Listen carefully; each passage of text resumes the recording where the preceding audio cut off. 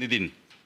അതായത് ആശുപത്രിയിൽ ഇത്തരത്തിൽ ഒരു ക്ഷമിക്കണം എറണാകുളം ടൗൺ ഹാളിൽ ഇത്തരത്തിൽ ഒരു സംഭവം നടക്കുന്ന സമയത്ത് മൃതദേഹം കളമശ്ശേരി മെഡിക്കൽ കോളേജിലെ മോർച്ചറിയിലേക്ക് കൊണ്ടുപോകുന്ന ഒരു സാഹചര്യത്തിൽ പാർട്ടി പ്രവർത്തകർ വലിയ തോതിൽ മുദ്രാവാക്യം വിളികളുമായി തങ്ങളുടെ പ്രിയ നേതാവിന് യാത്രയയപ്പ് നൽകുകയായിരുന്നു. ആ സാഹചര്യത്തിൽ അവിടെ നിന്നും ഒരു അനൗൺസ്മെന്റ് വന്നു. അതായത് MM ലോറൻസിന്റെ പാർട്ടിയുടെ മുതിർന്ന സഖാവായ MM ലോറൻസിന്റെ ആഗ്രഹപ്രകാരം അദ്ദേഹത്തിന്റെ ഭൗതികദേഹം കളമശ്ശേരി മെഡിക്കൽ കോളേജിന് വിട്ടു നൽകുകയാണ്. ആ സാഹചര്യത്തിലാണ് ആശാ ലോറൻസ് വിട്ട് കരഞ്ഞുകൊണ്ട് ഈ മൃതദേഹത്തിന് അരികിലേക്ക് ചെല്ലുകയും അവിടെ കിടക്കുകയും ചെയ്തത്. MS അതായത് ഈ മൃതദേഹം മെഡിക്കൽ കോളേജിന് വിട്ടുകൊടുക്കുമെന്നുള്ളത് മരണവാർത്ത വന്നത് മുതലുള്ള ഒരു പ്രധാനപ്പെട്ട വാർത്തയായിരുന്നു. അതുമായി ബന്ധപ്പെട്ട ഒരു അനൗൺസ്മെന്റ് അവിടെ നടക്കുന്നു. സാധാരണഗതിയിൽ മരണത്തിന് ശേഷമുള്ള സംസ്കാര ചടങ്ങുകളുമായി ബന്ധപ്പെട്ട് ആ മൃതദേഹം ചിതയിലേക്ക് എടുക്കുമ്പോൾ അല്ലെങ്കിൽ കല്ലറയിലേക്ക് എടുക്കുമ്പോൾ ഒക്കെ സ്വാഭാവികമായിട്ട് അത് വിട്ടുകൊടുക്കാൻ കഴിയില്ല എന്നുള്ള രീതിയിൽ സാധാരണഗതിയിൽ അതിലൊന്ന് കെട്ടിപ്പിടിച്ച് ഉമ്മ വയ്ക്കുകയോ അലമുറയിട്ട് കരയുന്നതിൻ്റെ ആക്കം കൂടുകയോ ചെയ്യും. ആ രീതിയിലുള്ള ഒരു നിലവിളിയും ആലിംഗനവുമായിരുന്നോ, അതിൽ നിന്ന് വ്യത്യസ്തമായിട്ട് പ്രതിഷേധ രൂപത്തിലുള്ള ഒരു ആലിംഗനവും മറ്റുമായിരുന്നോ? തീർച്ചയായും നമുക്ക് അതിവൈകാരികമായ തരത്തിലുള്ള ഒരു കരയിൽ ആയിരുന്നില്ല എന്നാണ് നമുക്ക് മനസ്സിലാക്കാൻ കഴിയുന്നത്. ഒരു ഭാഗത്ത് പാർട്ടി പ്രവർത്തകരുണ്ട്, ഒരു ഭാഗത്ത് ഈ ആശാ ലോറൻസിന്റെ മകനുണ്ട്. ആശാ ലോറൻസിന്റെ മകൻ തികച്ചും CPM വിരുദ്ധ ഒരു രാഷ്ട്രീയ നിലപാട് സ്വീകരിക്കുന്ന ആളാണ്.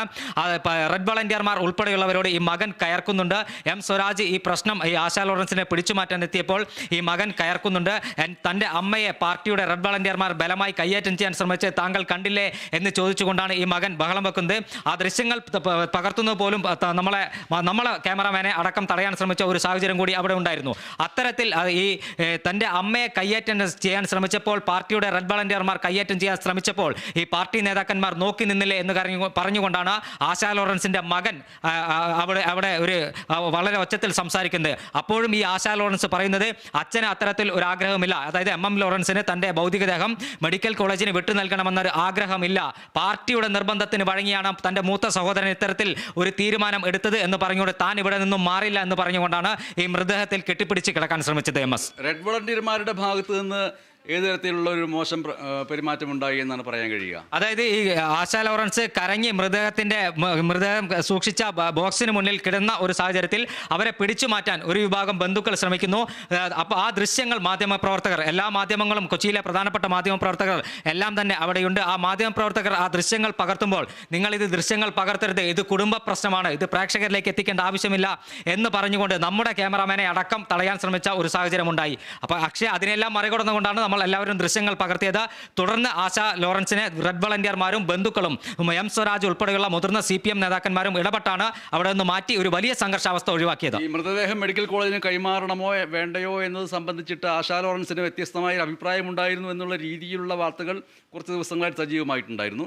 അതുമായി ബന്ധപ്പെട്ട ഒരു സംഘർഷത്തിന് സാധ്യതയുണ്ട് എന്ന് തോന്നിപ്പിക്കുന്ന രീതിയിലുള്ള എന്തെങ്കിലും കാര്യങ്ങൾ രാവിലെ മുതലേ ഉണ്ടായിരുന്നുവോ? രാവിലെ അത്തരത്തിൽ ഒരു സാഹചര്യവും ഭൗതികദേഹം പൊതുദർശനത്തിന് വെച്ച എറണാകുളം ടൗൺ ഹാളിൽ നമുക്ക് കാണാൻ കഴിഞ്ഞിട്ടില്ല. കാരണം പാർട്ടി നേതാക്കന്മാർ, വിവിധ രാഷ്ട്രീയ പാർട്ടി നേതാക്കന്മാർ, മന്ത്രിമാർ ഉൾപ്പെടെയുള്ളവർ എത്തുന്നു, മുഖ്യമന്ത്രി എത്തുന്നു, അന്തിമോപചാരം അർപ്പിച്ചു പോകുന്നു. പൊടുന്നതിനാണ് അവർ ഹൈക്കോടതിയെ സമീപിക്കുന്നത്. അത്തരം ഒരു നീക്കം പാർട്ടിയും കരുതിയിട്ടില്ല എന്നാണ് ഞാൻ മനസ്സിലാക്കുന്നത്. ഹൈക്കോടതിയിൽ നിന്ന് വിധി വന്ന ഉടനാണ് ഈ 3:15 കൂടിയാണ് ഹൈക്കോടതിയിൽ നിന്ന് നിർണായകമായ ഈ വിധി വരുന്നത്. 3:30 കൂടി, നേരത്തെ ടൗൺ ഹാളിൽ നിന്നും ഭൗതികദേഹം മാറ്റുമെന്ന് പറഞ്ഞത് 4 മണിക്കായിരുന്നു. പക്ഷേ 3:30 കൂടി തന്നെ ഈ മൃതദേഹം ആംബുലൻസിൽ മാറ്റി പാർട്ടി പ്രവർത്തകരുടെ മുദ്രാവാക്യം വിളികൾ കൂടി ആംബുലൻസിലേക്ക് മാറ്റുമ്പോഴാണ് ആശാ ലോറൻസ് മൃതദേഹം മാറ്റുന്ന ആ സാഹചര്യത്തിൽ പൊട്ടിക്കരഞ്ഞുകൊണ്ടെത്തുന്നതും ആശാ ലോറൻസിനോടൊപ്പം അവരുടെ മകനും ഉണ്ട്, മറ്റൊരു ബന്ധു കൂടെ ഉണ്ടായിരുന്നു. ആ സമയത്താണ് റെഡ് വളണ്ടിയർമാരും പാർട്ടി നേതാക്കന്മാരും ഇടപെടുകയും ആശാ ലോറൻസിനെ അവിടുന്ന് ബലമായി പിടിച്ചു മാറ്റുകയും ചെയ്യുന്ന ഒരു സാഹചര്യത്തിലേക്ക് കാര്യങ്ങൾ എത്തിയത്. നിതിൻ പ്രഭാകർ, അതേപോലെ തന്നെ ലിബീഷ്, ഈ മരണവാർത്ത വന്നതിൻ്റെ തൊട്ട് പിറകെ സാമൂഹ്യ മാധ്യമങ്ങളിൽ MM ലോറൻസിന് അഭിവാദ്യം അർപ്പിച്ചുകൊണ്ടും അനുശോചനം അർപ്പിച്ചുകൊണ്ടും ഓർമ്മകൾ പങ്കുവെച്ചുകൊണ്ടുമുള്ള പലതരത്തിലുള്ള പോസ്റ്റുകൾ വന്നതിൻ്റെ ഇടയിൽ ഞാൻ ശ്രദ്ധിച്ച ഒരു കാര്യം, ആ ദിവസങ്ങളിൽ 50 രൂപയുടെ ഒരു മുദ്രപത്രത്തിൽ MM ലോറൻസ് നേരത്തെ എഴുതിയതായിട്ട് സൂചിപ്പിക്കുന്ന രീതിയിൽ മൃതദേഹം മെഡിക്കൽ കോളേജുകൾക്ക് അത് വിട്ടുകൊടുക്കണമെന്നുള്ള രീതിയിലുള്ള ഒന്ന് എഴുതിയതായിട്ട് എൻ്റെ ശ്രദ്ധയിൽപ്പെട്ടിരുന്നു. അത് ഒരു വ്യാജമായിട്ടുള്ള ഒന്ന് ശ്രദ്ധയിൽപ്പെട്ടതായിരുന്നുവോ അതോ മറ്റെന്തെങ്കിലും ആയിരുന്നുവോ? അത് എൻ്റെ ഓർമ്മയിലാണതുള്ളത്. തീർച്ചയായും കോടതി ഈ കേസ് പരിഗണിച്ച സമയത്ത് കോടതി ചോദിച്ച ചോദ്യം അത്തരത്തിൽ തൻ്റെ മരണശേഷം മൃതദേഹം മെഡിക്കൽ കോളേജിലെ പഠനാവശ്യത്തിന് വിട്ടു നൽകണമെന്ന് എം ലോറൻസ് എവിടെയെങ്കിലും എഴുതി വെച്ചിട്ടുണ്ടോ എന്നൊരു ചോദ്യം കോടതി ചോദിച്ചു. ഉടൻ ഈ മകൾ പറഞ്ഞത് അത്തരത്തിൽ ഒരു രേഖയുമില്ല എന്നാണ്. ആ ചോദ്യത്തിന് പിന്നാലെയാണ് കോടതി താൽക്കാലികമായി മൃതദേഹം മെഡിക്കൽ കോളേജ് മോർച്ചറിയിൽ സൂക്ഷിക്കാനും ആശുപത്രി അനാട്ടമി നിയമപ്രകാരം മെഡിക്കൽ കോളേജിന് ഇനി ഭാവി കാര്യങ്ങൾ തീരുമാനിക്കാമെന്ന് വ്യക്തമാക്കി ഈ ഹർജി തീർപ്പാക്കുകയും ചെയ്തു. ഇതിൽ ഇനി മകൻ്റെ ഭാഗത്ത് നിന്ന് ആ രീതിയിലുള്ള എന്തെങ്കിലും രേഖയുണ്ട് എന്നുള്ളത് വന്നാൽ അങ്ങനെ ഒരു നിയമ നടപടി സാധ്യതയുണ്ടോ? തീർച്ചയായും അത്തരത്തിൽ ഒരു രേഖയുണ്ടെങ്കിൽ മകൻ അത് ഹാജരാക്കാനുള്ള ഒരു സാധ്യത കാണുന്നുണ്ട്. മകൻ പറയുന്നത് അച്ഛൻ്റെ ആഗ്രഹമായിരുന്നു, അതായത് എം ലോറൻസിൻ്റെ ആഗ്രഹമായിരുന്നു തൻ്റെ ഭൗതികദേഹം അല്ലെങ്കിൽ തൻ്റെ മരണശേഷം ഭൗതികദേഹം മെഡിക്കൽ കോളേജ് വിദ്യാർത്ഥികൾക്ക് പഠനാവശ്യത്തിന് വിട്ടു നൽകണമെന്ന്. അത്തരത്തിൽ ഒരു രേഖയില്ലെന്ന് മകൾ പറയുമ്പോൾ അച്ഛൻ്റെ ആഗ്രഹം അതായിരുന്നു എന്നാണ് മകൻ പറയുന്നത്. സ്വാഭാവികമായും അത്തരത്തിൽ ഒരു രേഖ ഉണ്ടെങ്കിൽ അത് കോടതിയിൽ ഹാജരാക്കാനോ അല്ലെങ്കിൽ ആശുപത്രി അനാട്ടമി നിയമപ്രകാരം നടപടികൾ സ്വീകരിക്കുമ്പോൾ സ്വാഭാവികമായും രേഖകൾ ഉൾപ്പെടെ പരിശോധിക്കാനുള്ള ഒരു സാഹചര്യം ഉണ്ടാകും. അവർക്ക് മുന്നിൽ ഈ രേഖകൾ ഹാജരാക്കാനുള്ള ഒരു സാധ്യത നമ്മൾക്ക് തള്ളാൻ കഴിയില്ല. ശരി, ലിബീഷിലേക്ക് ഇതിനെ തിരിയാവുന്നതാണ്. ഇത് നമുക്ക് ഇപ്പോൾ ഈ CPM നേതാക്കളുടെ പൊതുവായ ജീവിതവും അവരുടെ മതപരമായ ജീവിതവും ഒക്കെ കേരളത്തിൽ എന്നും വിവാദ വിഷയം തന്നെയാണ്. ഇപ്പോഴത്തെ സംഭവങ്ങൾ നമ്മളെ ഓർമ്മിപ്പിക്കുന്നത് മുൻപ് മത്തായി ചാക്കോയുടെ സംസ്കാരവുമായി ബന്ധപ്പെട്ട വലിയൊരു വിവാദത്തിന്റെ പശ്ചാത്തലത്തിലേക്കാണ്. CPMന്റെ തിരുവമ്പാടി MLA ആയിരുന്ന മത്തായി ചാക്കോ അന്ത്യകൂദാശ സ്വീകരിച്ചാണ് അദ്ദേഹം മരണ ശുശ്രൂഷയിലേക്ക് കടന്നത് എന്നുള്ള മട്ടിൽ അവിടുത്തെ ബിഷപ്പ് പ്രസ്ഥാനം നടത്തുന്ന ആ ബിഷപ്പിനെ നികൃഷ്ടജീവി എന്ന് ആക്ഷേപിച്ചുകൊണ്ട് അന്നത്തെ CPM സംസ്ഥാന സെക്രട്ടറി ആയിരുന്ന പിണറായി വിജയൻ രംഗത്തെത്തിയത് കേരളത്തിൽ അതുണ്ടാക്കിയ പുകില് ഇപ്പോഴും അവസാനിച്ചിട്ടില്ല. അതായത് ഇവരുടെ മതപരമായ ജീവിതം അല്ലെങ്കിൽ ഇവരുടെ കുടുംബാംഗങ്ങളുടെ മതപരമായ ജീവിതം CPM നേതാക്കളുടെ പൊതുജീവിതവുമായി വലിയ രീതിയിലുള്ള ഒരു വൈരുദ്ധ്യം അത് നിലനിൽക്കുന്നുണ്ട്. ആ ഒരു സംഭവത്തിലേക്കല്ല ഇപ്പോഴത്തെ ഈ M ലോറൻസുമായി ബന്ധപ്പെട്ട തർക്കങ്ങൾ വഴിചൂണ്ടുന്നത്.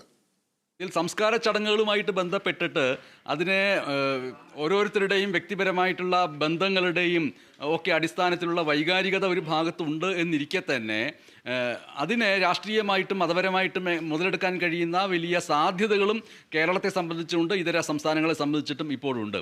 ഇതിൽ ഏറ്റവും പ്രധാനപ്പെട്ട കാര്യം വ്യക്തിപരമായിട്ടുള്ള ബന്ധത്തിൻ്റെ പുത്രി പിതാവ് എന്നുള്ള ബന്ധത്തിൻ്റെ വൈകാരികത ഒരു ഭാഗത്തുണ്ട്. ആ വൈകാരികതയെ ഒരിക്കലും നമ്മൾക്ക് അവഗണിക്കാനോ തള്ളിക്കളയാനോ സാധിക്കില്ല.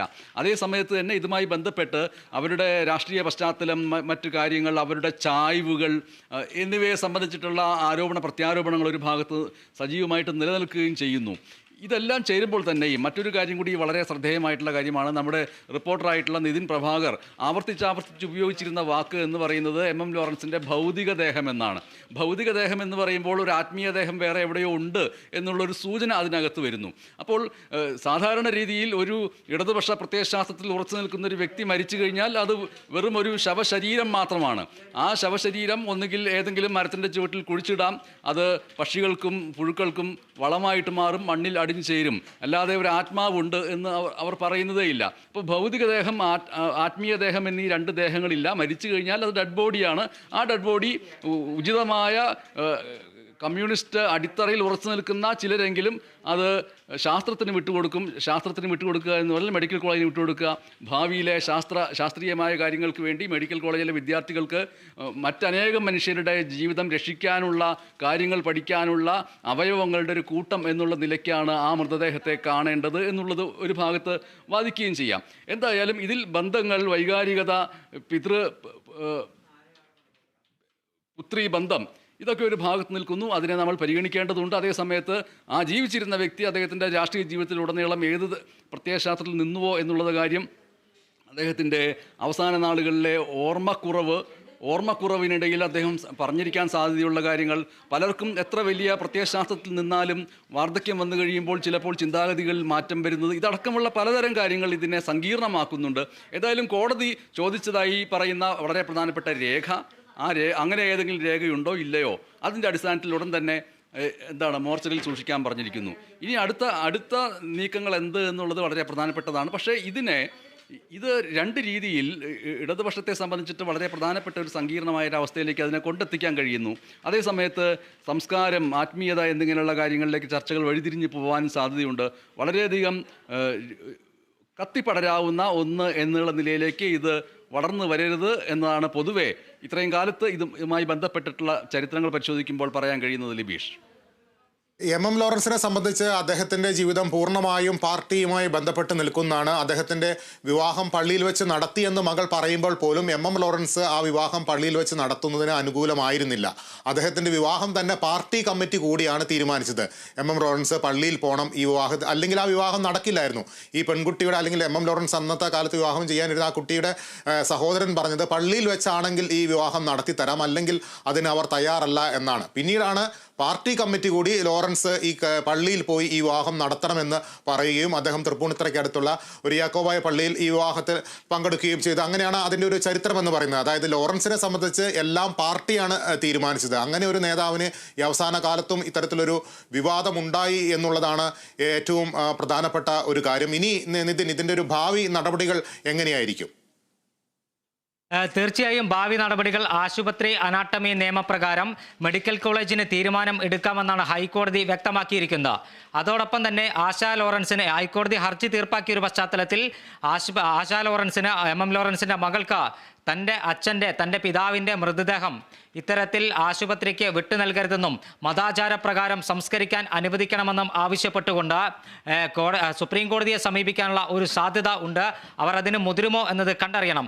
അതോടൊപ്പം തന്നെ ലിബീഷ് പറഞ്ഞ മറ്റൊരു കാര്യം ഏറെ പ്രസക്തമാകുന്നു. 2006 മത്തായി ചാക്കോയുടെ വിയോഗവുമായി ബന്ധപ്പെട്ട പാർട്ടിക്കകത്ത് വലിയ വിവാദങ്ങൾക്ക് തിരികൊളുത്തിയ ഒരു സംഭവമാണ്.